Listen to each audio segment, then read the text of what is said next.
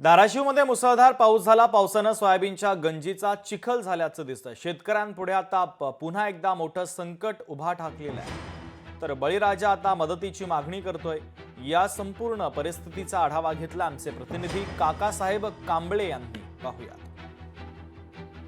धाराशिवमध्ये अतिवृष्टीने शेतकरी आता दुहेरी संकटात सापडलाय आणि रात्री सुरू झालेल्या पावसानं काढून ठेवलेलं सोयाबीन आता तुम्ही पाहू शकता की जागेवर उगवू लागलेलं आहे।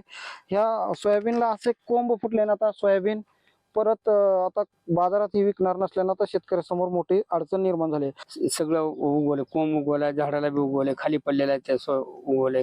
जेवढा खर्च झाला एवढा आम्हाला भेटला पाहिजे। 100% माझं नुकसान झालं शेतात। सरकारनं कम से कम शेतकऱ्याकडे दुर्लक्ष केलेलं आहे, ते शेतकऱ्याकडे लक्ष द्यावं, काहीतरी शेतकऱ्याला मदत करावी। पूर्णतः आज पाण्याखाली गेलेलं आहे। नदीपात्रानं अक्षरशः 2 किलोमीटर 1-1.5 किलोमीटर पर्यंत पात्र मोठं झालेलं आहे। तेरणा नदीनं पात्र सोडून पूर्ण शेतातून गावाला पाणी लागत आहे।